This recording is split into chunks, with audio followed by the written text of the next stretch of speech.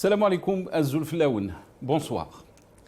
Ceux qui ont échoué en conduisant le pays à l'impasse actuelle ne peuvent prétendre réformer ni l'engager vers un avenir meilleur.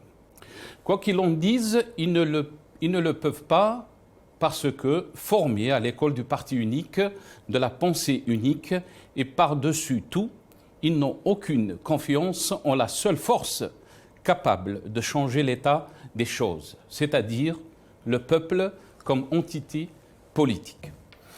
La notion de citoyenneté leur étant étrangère en raison d'une culture nourrie d'autoritarisme et d'élitisme. Ils ignorent ce qu'est le consensus, la concertation, le débat contradictoire, la critique et l'autocritique, toutes choses indispensables si on veut mobiliser les gens et les impliquer dans les affaires de la gestion de l'État. Or, on ne peut gouverner un pays contre sa volonté. Et aujourd'hui, la majorité aspire au changement. Pas simplement un changement d'homme, mais aussi de paradigme. La vieille ou la nouvelle Algérie, née avec l'indépendance héritière de la colonisation, pourrie sur pied, c'est une vieille machine obsolète qui ne peut servir à rien d'autre qu'à reproduire l'échec. Oui, nous sommes devant une panne généralisée du système, mais aussi de tout le pays. Or, au lieu d'avoir l'intelligence pour regarder les choses en face, on appelait à toutes les énergies créatrices du pays. Et il y en a. On préfère jouer à huis clos entre copains et vieux de la vieille. Faute d'un diagnostic franc et sincère, on opte encore une fois pour les solutions du passé. On préfère les postures rigides et populistes, consistant à vouloir faire marcher la société à coups d'oukases, de décrets et de discours moralisateurs comme l'ère boumedienne est de retour.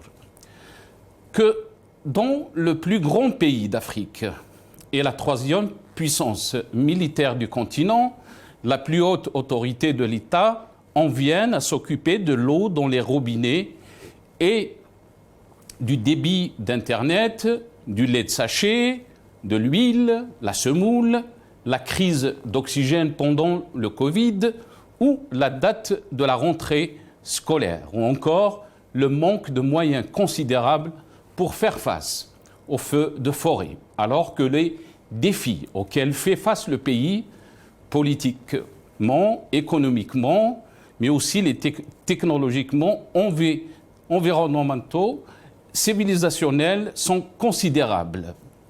C'est qu'il y a un bug dans la machine. Car que peut faire un wali, un ministre ou même un président en l'absence de légitimité populaire, de vision, de compétences et de volonté politique à changer les choses. Des années de prédation, de corruption ont délité les appareils de l'État. L'administration a perdu toute crédibilité aux yeux des citoyens. Plus encore, elle est devenue un outil de pression pour toute lutte clanique. Le pouvoir fi Oued et le peuple est dans un autre Oued. Partout, désolation, plus personne ne veut travailler pour l'État et encore moins lui obéir. Il y a une vraie désobéissance civile. Le ministre aura beau sanctionner, hurler, se démener, encore faudrait-il qu'il soit obéi. Tout le monde fait le dos rond, du sommet à la base et vice-versa. On ment, on trompe sur les marchandises, les chiffres sont faux, les ordres détournés. C'est dire combien le mal est profond. Et dire des milliers de nos cadres compétents, aptes encore à servir, mais dont personne n'en veut. Et ces milliers de jeunes qui fuient le pays. Ces exemples peuvent être multipliés par 1000.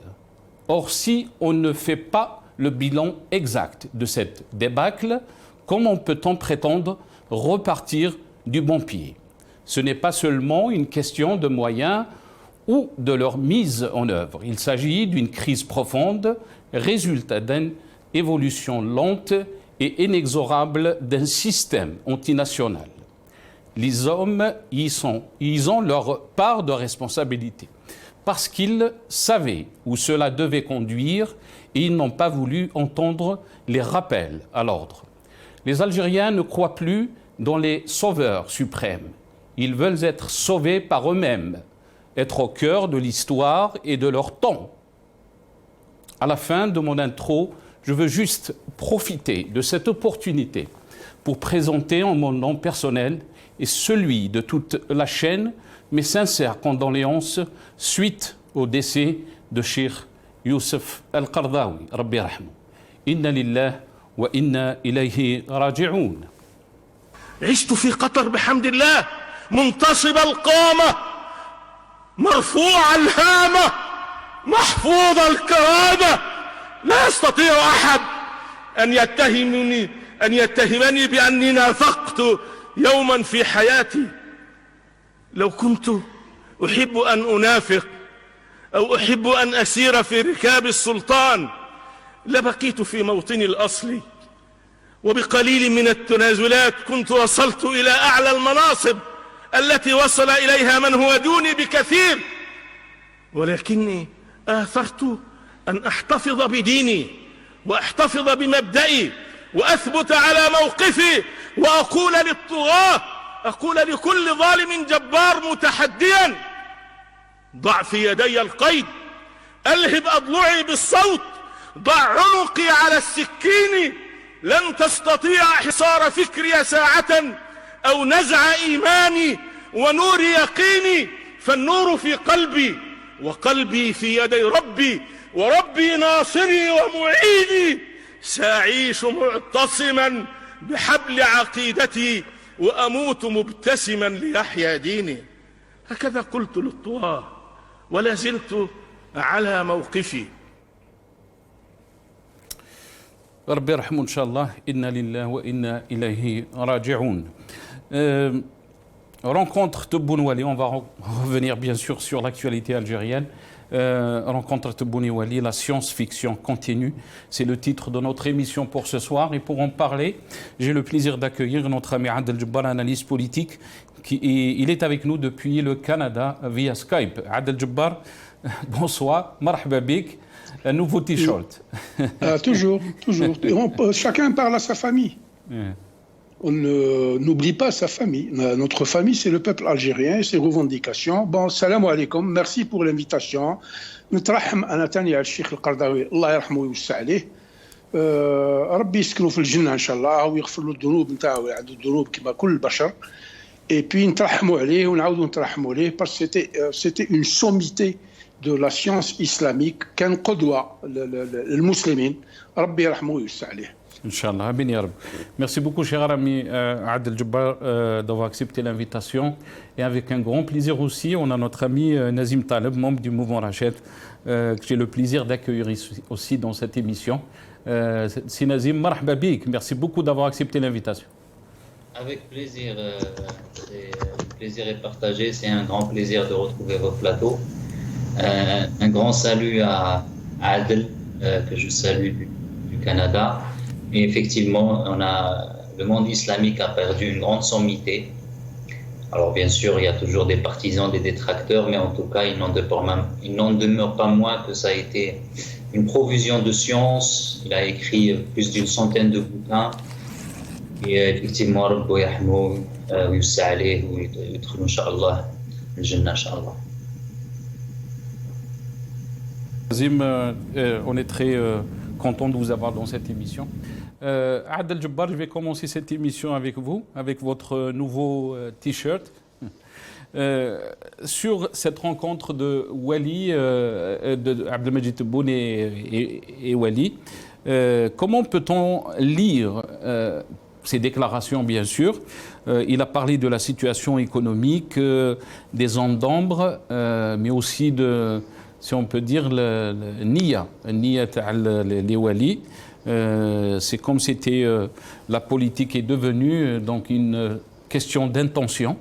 On va revenir bien sûr sur ces déclarations et le volet économique aussi que Nazim Taleb peut nous expliquer aussi certaines déclarations de dire que 2023, on va sortir du sous-développement.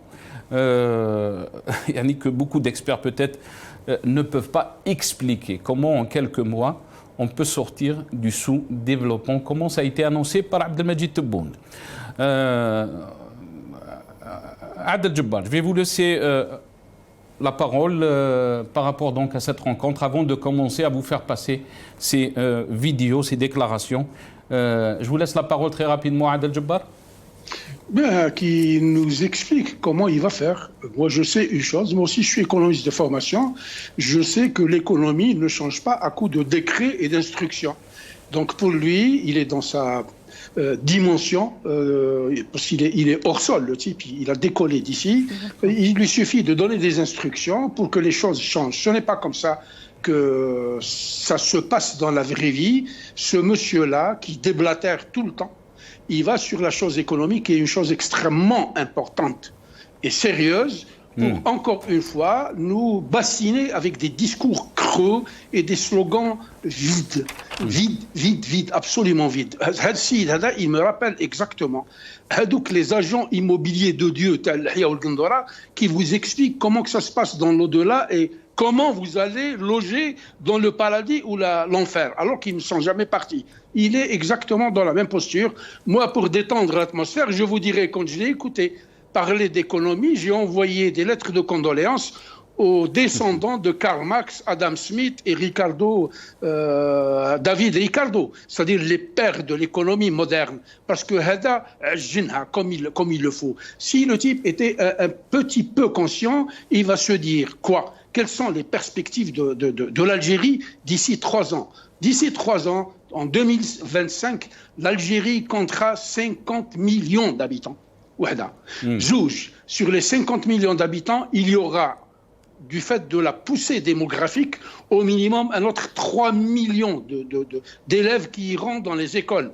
3 millions d'élèves, ça suppose la construction d'au minimum 3000 écoles de 40 classes chacune, avec une norme mondiale de 25 enfants par classe. Ce n'est pas le cas. Qui va les construire et comment va-t-il les construire? Ça va nécessiter le recrutement de 12 à 15 000 enseignants nouveaux. Donc il faut les produire, ces enseignants. La chose la plus grave encore, c'est que sur les 50 millions d'habitants, vous savez que l'Algérie est un pays jeune qui se renouvelle. Chaque année, il va y avoir 75% de la population qui aura au moyen 30 ans ou moins de 30 ans. Il y aura donc 15 millions de demandeurs d'emploi. Est-ce que l'économie algérienne sous Kedboun et tous les incompétents qui l'entourent va être capable de produire ou de créer ces emplois-là? L'économie chinoise et l'économie américaine ne sont pas capables de le faire. Qui nous explique comment il va faire? Maintenant, je reviens à son paradigme. Vous savez, l'Algérie était socialiste sous Ben Bella. Elle avait la même structure administrative de l'organisation de l'État. Donc les Walou, les chefs de secteur, les chefs de daïra, les ministères et un gouvernement ou un État jacobin, très centralisé. Parce qu'on avait un petit souci de vidéo à faire passer, donc vous faire... Parce que c'est important ce que je vous dis. Allez-y, continuez. Donc sous l'Algérie socialiste, c'était comme ça. Sous l'Algérie au socialisme spécifique, l'État n'a pas changé d'organisation. Il est resté un État jacobin, tentaculaire, bureaucratique qui s'articule sur les mêmes outils, sur les mêmes paradigmes de développement. Les Wali, les Walou, les chefs de la Kasma FLN, les Mouhafd, etc. Quand il y a eu l'économie de marché, entre guillemets, qui s'est transformée plus tard en économie de bazar, avec le management. On va vous faire passer ce passage pour vous faire plaisir à Adel Djebbar. Mais avant de faire passer, bien sûr, cette vidéo, Nazim Taleb, sur cette question du volet économique, beaucoup de choses ont été dites par Abdelmajid Tebboune dans cette rencontre avec les Wali. Bien sûr, vous êtes économiste, mais aussi Adel Djebbar l'est. On va essayer juste d'écouter ce qu'a dit aussi Ayman Ben Abdelrahman, le Premier ministre, sur cette question de surfacturation. Et il a parlé bien sûr des milliards de dollars. On l'écoute. فالتحكم في التجارة الخارجية وضبط الواردات لا يعني بأي حال من الأحوال أن الدولة الجزائرية ضد الاستيراد، بل الدولة الجزائرية ضد التبذير وضد فتح باب الاستيراد على أبواب لن يتحكم فيها كما وقع في السنوات الفائتة الماضية. وليس الأمس في 2014 قمنا باستيراد أكثر من 64 مليار دولار لاحتياجات الاقتصاد الوطني، وكانت هذه الاحتياجات حسب الاقتصاديين لا تتعدى 25 مليار دولار في ذلك الوقت. فكان منها من la surfacturation. Nazim Taleb, il a parlé de la surfacturation dans bien sûr une période bien précise. Et là, je vous avance aussi des informations. Rappelons que Abdelmadjid Tebboune, il était ministre de l'Habitat de 2001 à 2002, de 2012 à 2013 aussi ministre de l'Habitat, de 2013 à 2017 ministre de l'Habitat, et on sait aussi qu'il était Premier ministre en 2017, près de 3 mois. Donc pourquoi on n'a pas parlé donc ce temps-là sur cette surfacturation et aussi de ces 39 milliards de dollars qui ont évaporé ou disparu. Nazim Taleb.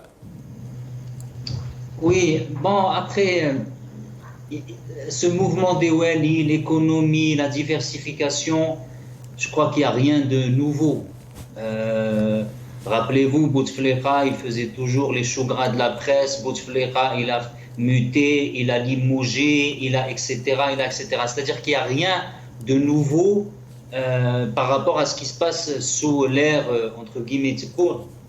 C'est-à-dire on reproduit exactement les mêmes schémas, on reproduit les mêmes politiques, le fameux guichet unique qui n'a pas fonctionné, des Wali à qui on veut faire croire à la population qu'ils sont maîtres des décisions au niveau local, alors qu'on sait très bien que les décisions ne se prennent même pas au niveau de Tebboune. C'est un État militaire. On a vu dernièrement un militaire présent lors de l'honorification de 2 professeurs. On voit aussi des militaires lors de la rentrée scolaire. On voit des militaires, au fait, partout. Au fait, aujourd'hui, l'Algérie, c'est une caserne à ciel ouvert. Et quand vous avez dit économiste, bon, c'est vrai que j'ai une formation économiste, mais après, je me suis dirigé vers la comptabilité, l'expertise comptable et la finance. Mais bon, on va dire qu'avec l'Algérie, il n'y a pas d'économie en Algérie. Il n'y a pas d'économie. Vous ne pouvez pas parler économiste. Vous voulez qu'on parle de quoi? En Algérie, depuis 1962, c'est un pays rentier. Son économie ne dépend que du pétrole et du gaz. Regardez juste le PIB algérien. Entre 2008 et 2014, on arrive à 200 milliards. Quand les prix chutent, le PIB descend. Et là, il remonte un petit peu dans les alentours de 145 milliards. Pourquoi? Parce que depuis 2020, le pétrole remonte un petit peu. Mais il n'y a pas d'économie en Algérie. C'est une économie de bazar. Donc quand on dit Tebboune a donné des instructions, mais Bouteflika aussi a donné des instructions. Quand il parle de surfacturation, il y a encore de la surfacturation. Pourquoi il y a encore de la surfacturation? Parce que c'est toujours derrière le rideau les militaires qui sont en train de s'accaparer les richesses de l'État. Alors maintenant, on parle de 30 milliards. Mais qui vous dit que c'est vraiment les chiffres exacts? Parce que moi, j'ai appelé quelques personnes en Algérie. Je leur ai dit, est-ce qu'aujourd'hui, les produits d'importation se trouvent rares? Tout le monde vous dit que les produits d'importation sont à profusion. Tout est importé en Algérie. Hier, c'était 64 milliards. Aujourd'hui, on modifie les chiffres. Donc, on appelle le directeur de la douane. On lui dit, au lieu de 60 milliards, on va dire 26 milliards ou 29 milliards. En même temps, qu'est-ce qu'on fait? On supprime les importations des véhicules. L'Algérie, je rappelle, elle importait à peu près 400 000 véhicules. Et aujourd'hui, on croit qu'en stoppant carrément l'importation de véhicules, on va régler le problème. Or, entre-temps, on n'aime pas construit une industrie automobile en Algérie. Aujourd'hui, c'est l'économie du bricolage. Pièces Taïwan. Il fait qu'il fait réparer un moteur. Donc aujourd'hui, il y a un parc vieillissant. Qui dit parc vieillissant, ça fait un parc coûteux. Parce qu'un véhicule qui a 10 ans et plus, forcément, ça va coûter beaucoup plus en maintenance. Ça va coûter plus à l'écologie. L'Algérie qui veut maintenant faire des conférences sur l'écologie, etc. Forcément, c'est un véhicule qui est écologiquement désastreux. Et on croit que ça va régler le problème. Mais ce n'est pas ça. Le problème ne sera jamais réglé avec les mêmes méthodes. Le président n'est que, excusez-moi du terme, un clown.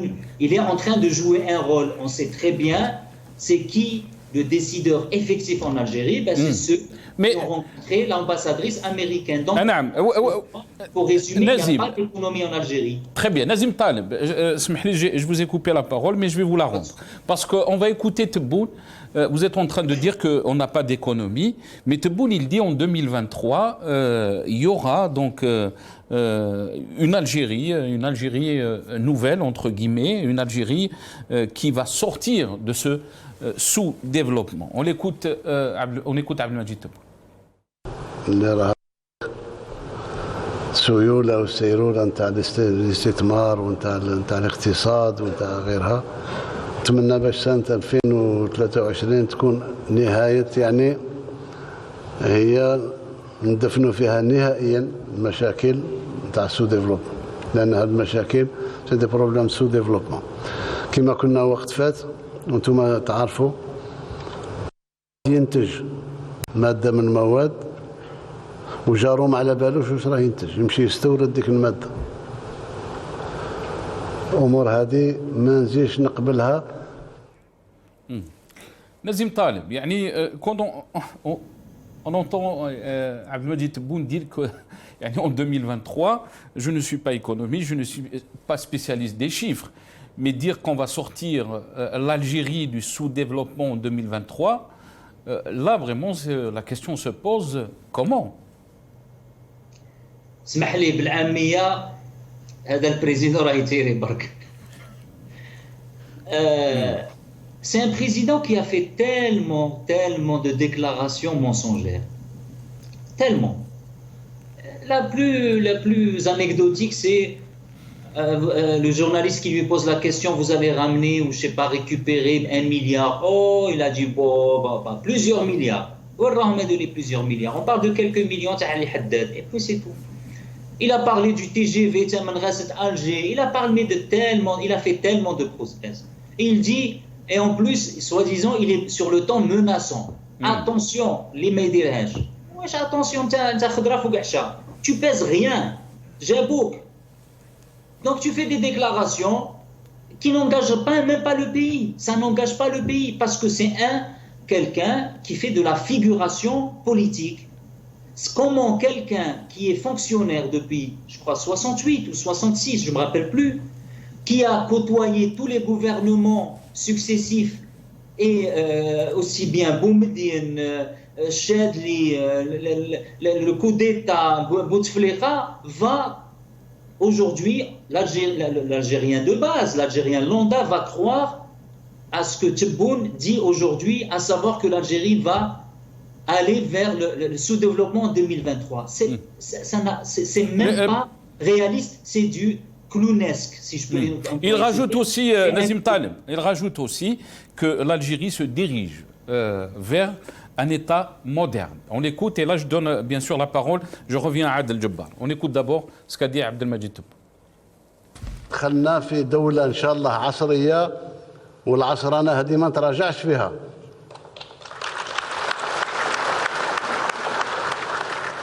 دولة الدسائس والمكائد وبالعبارة الشعبية تاع لي بود بانان ما بقاتش.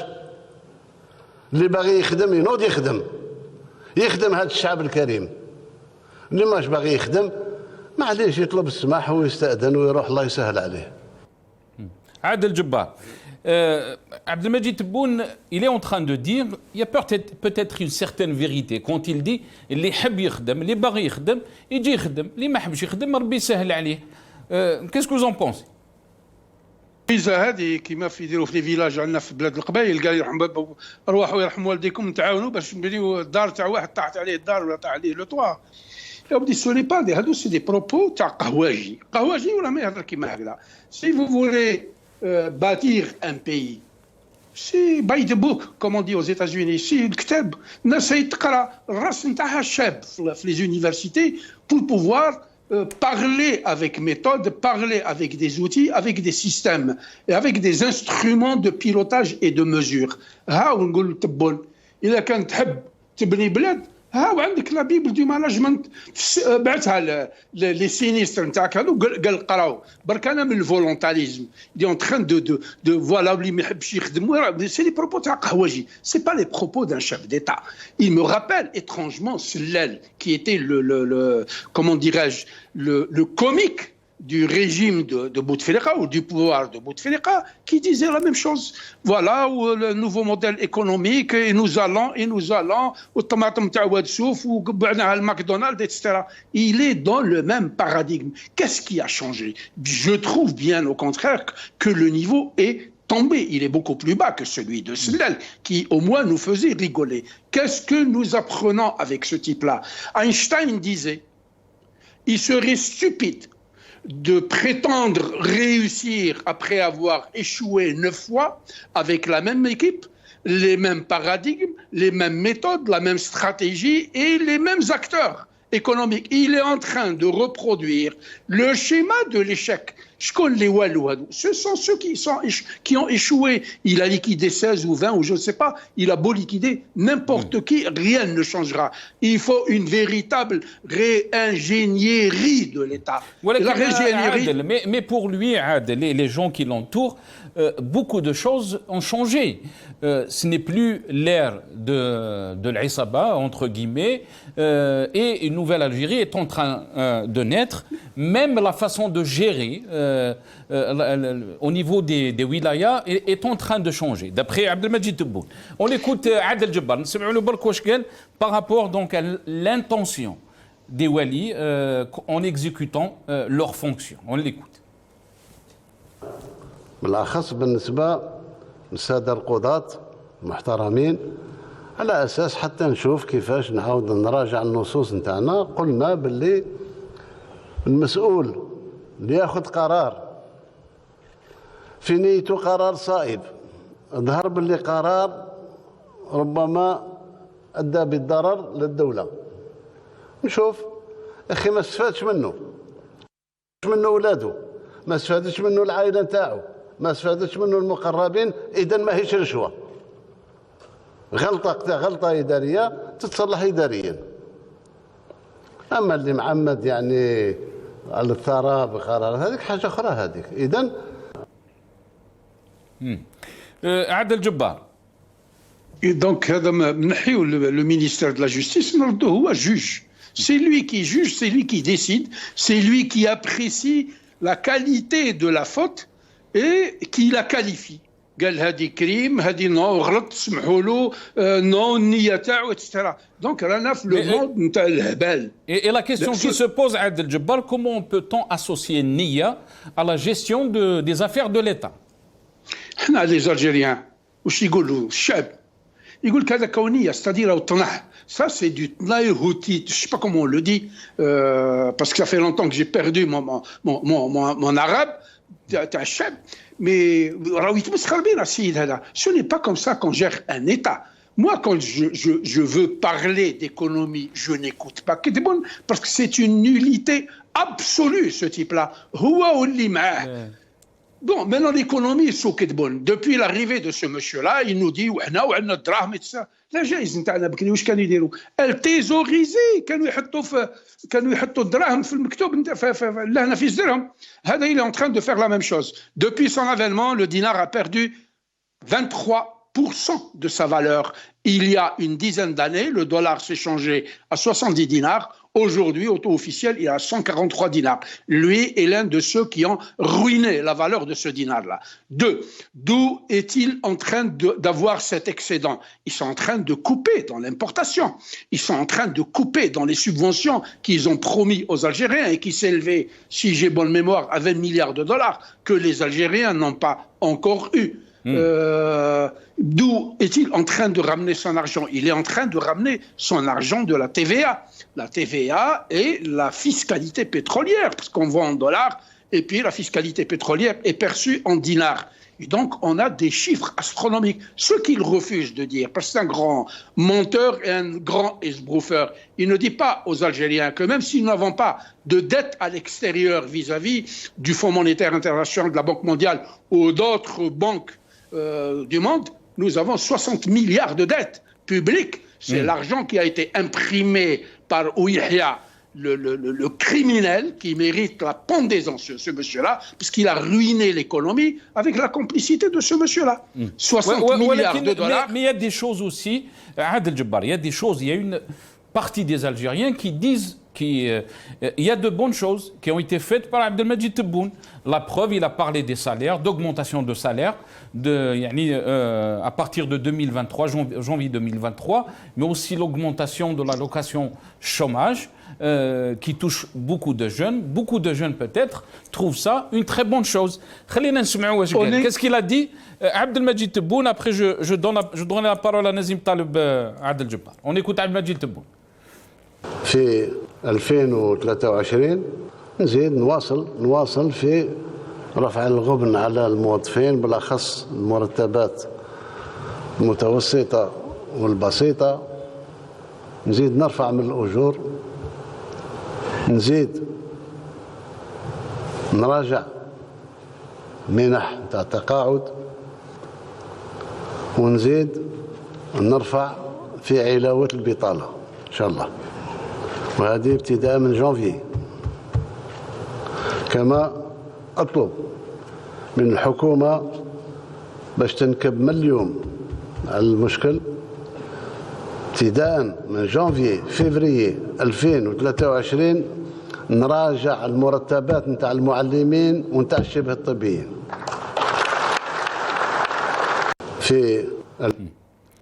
Donc ça c'était les déclarations d'Abdelmadjid Tebboune, mais aussi le contraste de la réalité que beaucoup d'observateurs ont bien sûr essayé de comprendre ce contraste. C'est qu'il y a beaucoup de jeunes qui demandent juste à trouver un travail ou à travailler. Ils ne demandent pas à avoir une allocation de chômage, comme ça a été précisé par Abdelmadjid Tebboune. On écoute un chômeur, donc à Skikda, qu'est-ce qu'il dit? بون احبابنا كما على بالكم حنا كل يوم عندنا يومي نجيو للولايه هذه باش نضمونديو في حقنا في العمل، وحقنا في العمل هذا راه مطلب دستوري، حق دستوري نشرعوا الدستور الجزائري. جينا الصباح للولايه البارح، جينا قال لك اليوم ما كاش استقبال، ما كاش كذا وكذا، معليش قال لك روحوا بالثلاثه ايام الاستقبال. جينا الصباح للولايه باش يستقبلونا، اللي تهضر معاه يقول لك انا ما نستقبلش، الامين العام ما يستقبلش، الواليه ما تستقبلش، الاخر الشاب كابيني قال ما داوهاش فينا خلاص. المهم نتوما وقتها تستقبلوا، هذا هو السؤال اللي حاب نفهمه انا. زدنا جينا الرئيس المجلس الشعبي هذا اللي مفوتين عليه، الشعب اللي مفوتين عليه هم يتقعروا، هم يتكبروا علينا. حنا هنا باش نوضحوا الرساله تاعنا، ما جيناش نطلبوا في تاع ربي، حنا جينا على من اجل عيش كريم باش نخدم. Donc ce jeune a tout dit. Les jeunes demandent à avoir un travail pour vivre une vie digne. Nazim Taleb, quand il dit Abdelmadjid Tebboune qu'à partir de 2023, il y aura une augmentation de salaire, aussi cette allocation chômage, qu'est-ce que vous en pensez? D'abord, l'argent, comment peut-on financer tout ça? Non, mais encore une fois, au risque de me répéter, Khoya Nasser, c'est les mêmes mesures populistes qui ont été adoptées, que ce soit par Boumediene, que ce soit par Bouteflika, que ce soit par Chadli, mais que ce soit par Tebboune, dans le sens où quand il y a une augmentation du pétrole, ce gouvernement se sent un peu plus en confiance et là, il fait des annonces importantes, comme Bouteflika, par exemple les événements de 2011, on se rappelle, parce que les caisses étaient pleines. Et donc, on va faire des promesses en 2023 aux jeunes, aux retraités et à l'augmentation de salaire. Personne n'est contre les augmentations de salaire, personne n'est contre les augmentations de retraite et encore moins une allocation chômage. Or, dans une économie dite normale, cette augmentation de salaire doit être la contrepartie de gains de ce qu'on appelle une productivité, c'est-à-dire qu'il y a une valeur ajoutée qui est créée par les entreprises algériennes, tant au niveau national qu'au niveau international, pour pouvoir financer ces gains, ces augmentations de salaire ou même de retraite, la revalorisation des retraites, etc. Personne n'est contre.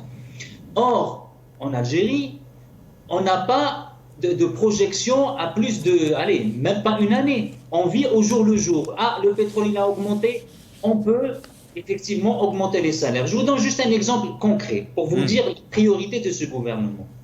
Aujourd'hui, le gouvernement dit que, ces chiffres, l'APS le dit, il dit que les transferts sociaux aujourd'hui coûtent à peu près 20 milliards et les projets de développement de ce qu'on appelle les zones d'ombre, même si je considère que l'Algérie tout entière est une zone d'ombre, ils ont totalisé 200 milliards de dinars, c'est-à-dire un peu plus de 2 milliards.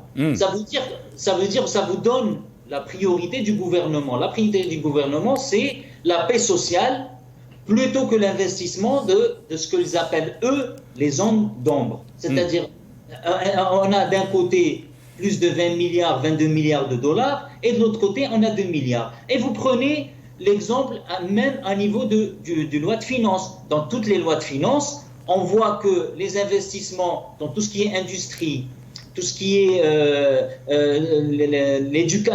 par exemple la formation continue, Tekwin, etc., c'est en millions de dollars. C'est rien du tout par rapport à un budget de l'armée qui atteint 9, 10 milliards, la police qui atteint 7 milliards, le Moujahidine qui atteint 2 milliards. Aujourd'hui, 60 ans après l'indépendance, on parle toujours de Moujahidine et d'un budget qui est en augmentation. Donc, en fait, on a un discours, mais dans la réalité,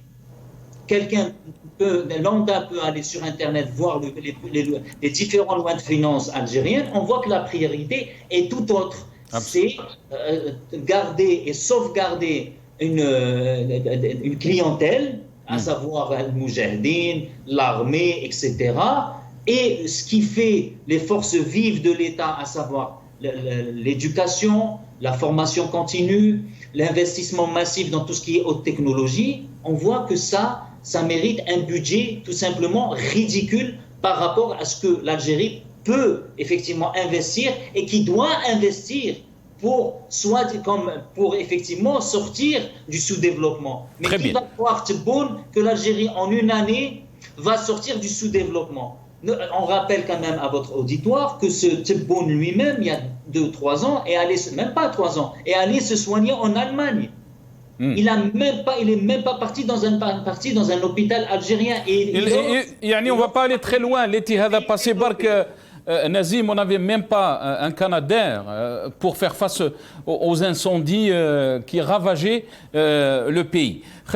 On va écouter Abdelmajid Tebboune, qu'est-ce qu'il a dit des zones d'ombre, mais aussi ce que vous êtes en train de dire entre le discours et la réalité que vit le peuple algérien. On écoute Abdelmajid Tebboune. لقد مضت سنة منذ لقائنا الأخير في 25 و 26 سبتمبر 2021.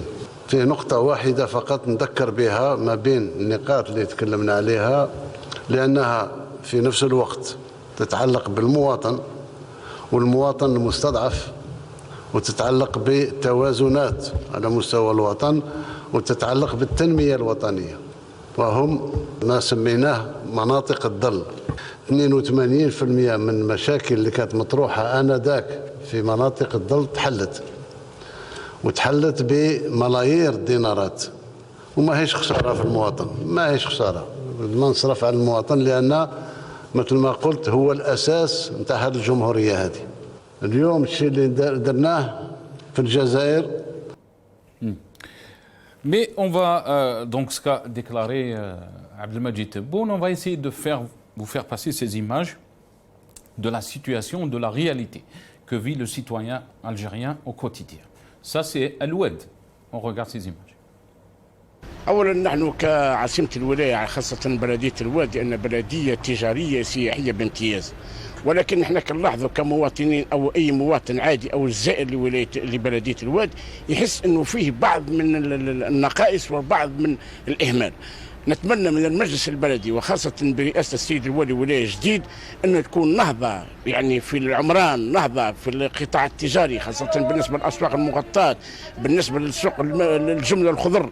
هل من المعقول أن بلدية الواد عاصمة الولاية لا يوجد فيها سوق مغطى أو سوق للجملة الخضر ونحن نعيش في القرن 22؟ ما زال هناك بعد كبير جدا بيننا وبين التنمية، فالتنمية لا تحسب سياسيا، التنمية تحسب إداريا، تحسب تقنيا، تحسب كفاءة، تحسب مهنيا، تحسب رقابة، تحسب قيادة، تحسب مجالس في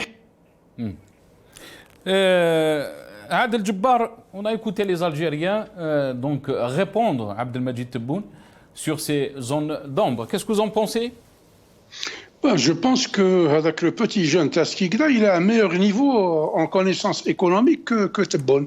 Tebboune est en train de parler comme tout rentier bureaucratique à la tête d'une économie distributive. On ne parle que de distribution, mais on ne parle pas de production, de création de valeur ajoutée, de richesse, d'investissement. L'Algérie, sous la gouverne des sabots qui ont amené ce monsieur-là, elle n'a pas besoin de ce type de politique. Elle a besoin d'une politique macroéconomique contracyclique. C'est-à-dire quoi? Ça veut dire, en d'autres termes, qu'elle a besoin non pas de stabilisation économique, parce qu'il n'y a pas d'économie, comme vient de le dire Nazim, mais qui est classifiée et classée par Doing Business, c'est-à-dire la Banque mondiale. On est au dernier, on est parmi le peloton des derniers qui ferment la porte. Donc, je donne, il faut d'abord produire pour donner. Il ne faut pas dépenser un argent qu'on n'a pas. Lui, il est dans cette dynamique parce qu'il n'a jamais travaillé, il ne sait pas ce que c'est que l'économie. Ces gens-là, vous leur donnez un trésor, ils vont le dilapider. C'est des gamblers, c'est des gens qui misent sur les machines à sous des casinos. On va revenir aussi sur la difficulté des Algériens. On en a parlé sur cette rentrée scolaire, donc la rentrée sociale, et aussi la cherté de la vie qui a poussé une grande partie de parents à acheter par facilité de paiement les affaires scolaires, si on peut dire ça. On regarde juste cette vidéo pour comprendre aussi les difficultés que vivent les Algériens au quotidien et le discours d'Abdelmadjid Tebboune ou du pouvoir algérien qui est totalement en contraste avec la réalité. السلام عليكم يا خوتنا المسائل. لا حول ولا قوة إلا بالله العلي العظيم وحسبنا الله ونعم الوكيل. أنا عندي 5 تاع البص كاي 32 6000 ستيلو 2000 قريب 4 ملايين صوالح.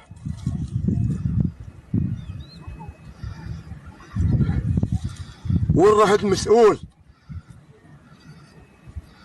500,000 تاع البص حرمتونا منها قسما بالله الا 5 يقروا. شوف هاد البص والله ما دخلوا اليوم والله ما قراو.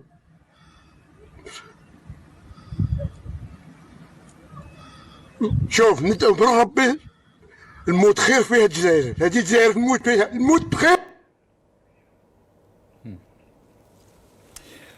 Les difficultés donc que vivent les Algériens.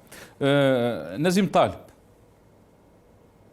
C'est triste que un soi-disant, comme il dit le président, l'année prochaine on va sortir du sous-développement, que les gens ne peuvent même pas se payer les fournitures scolaires.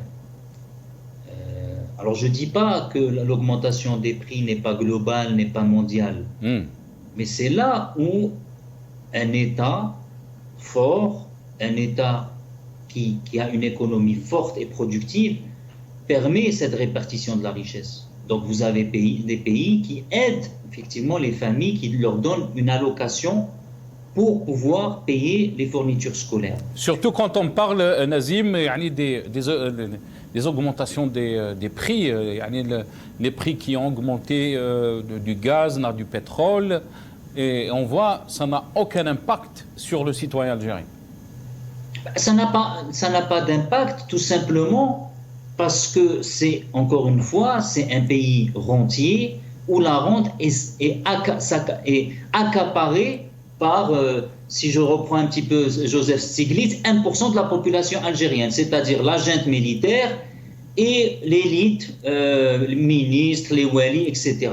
Pour le peuple, bien sûr que ça n'a aucune retombée. Parce que là, le problème dans un État qui n'est pas un État démocratique, un État où le peuple, c'est eux qui élisent leurs représentants au niveau du Parlement, au niveau de toutes les institutions, aussi bien locales, forcément, vous n'avez pas celui qui est responsable dans le sens où on peut lui demander des comptes sur ce que la fiscalité pétrolière ramène à l'Algérie, sur ce que l'Algérie sera dans 50 ans, qu'est-ce qui est fait au niveau local pour pouvoir créer des richesses et de l'emploi, etc., etc. Donc forcément, le pétrole, même quand il a augmenté, alors c'est vrai, l'effet de ruissellement a fait qu'il y a des gens qui en ont profité, mais la plupart des gens n'en ont pas en profité. La preuve, le taux de pauvreté en Algérie, le taux de chômage, le taux de précarité, les harragas qui sont par milliers pour fuir cette Algérie qui est malgré tout riche par son positionnement stratégique, par ses richesses, par ses compétences, etc. Donc, malgré tous les milliards de dollars qui ont été engendrés depuis l'augmentation du prix du pétrole, à savoir 2004, on est toujours dans un pays, vous avez qu'à voir les images. On a l'impression qu'on est en planète Mars ou Lune. Et aujourd'hui, Tebboune nous parle d'un pays dans 2023, il ne sera pas sous-développé. Regardez juste le discours, là, ça. Il parle de « atayna lahum, b'sa wallah ma khsara fihum ». Wallah ma khsara fihum. Mais c'est quoi ce discours? Kifash hadi machi khsara fik? Ça veut dire il voit toujours le peuple comme si c'est à quelqu'un. شغل هذوك سمحوا لي l'expression هذوك les pigeons تروح للبارك ايوا تمد لهم شويه un peu de ce qui te reste du pain rassis ايوا تقول والله ما خساره فيكم. شو هاد الهضره هذه؟ C'est pas digne d'un politique, c'est pas comme ça qu'un pays est géré. C'est pas comme ça qu'un pays est géré, Nazim Taleb. On est pressé par le temps, je vais vous faire montrer cette vidéo, bien sûr, qui restera dans l'histoire de notre pays, mais aussi dans l'histoire de cette révolution, le Hirak, les déclarations de Sofiane. On l'écoute. بما تحقق لحد الآن يقولون إنهم يمكن إنهم حققوا ايش بعضهم ياخذوا ما كاش منها عفوا ما كاش منها ماناش مقتنعين قايتك بالتغيير نحاو بيون عاودوا داروا بيون واحد اخر تنحاو كاع عربية تنحاو كاع. Très rapidement, Nazim, parce qu'il ne me reste pas beaucoup de temps, je dois laisser un peu aussi de temps pour notre ami Adel Djebbar. Est-ce qu'on est revenu à la case départ, comme ça a été dit par Sophie? En fait, on n'est pas revenu. C'est toujours le nœud du problème. C'est toujours le fond du problème algérien. Depuis le coup d'État, allez, pour résumer, depuis 62, même si les coups d'État c'était avant, mais on va dire depuis 62, le nœud du problème est toujours le même. C'est-à-dire un État qui est militaire, encore une fois, au sein du mouvement Rached, on n'est pas contre les militaires. C'est Kemchat Généralet, une poignée qui domine et qui sont à la tête de la destinée d'un pays. Et ce problème, effectivement, le peuple l'a bien compris depuis des années, mais ça a explosé en 2009 et le problème en fait, se pose encore avec acuité, dans le sens où le problème est resté le même, donc on ne revient pas à la case départ. On n'est pas un parti de la case départ, c'est toujours les militaires qui gouvernent et Tebboune n'est qu'une façade, comme a été d'autres présidents. Barakallahu fik Nazim, je m'excuse, je vous ai pressé parce qu'il me reste pas beaucoup de temps. Allah yabarak fik. Adel Jabbar, le mot de la fin. Ben, le mot de la fin, moi je vais dire à Tebboune, s'il reste là avec son équipe, les Rangers et les sabots qui nous commandent en 2030, nous aurons disparu des écrans des pays, selon le classement économique, au moment où un pays comme le Bangladesh se positionnera en 30e position.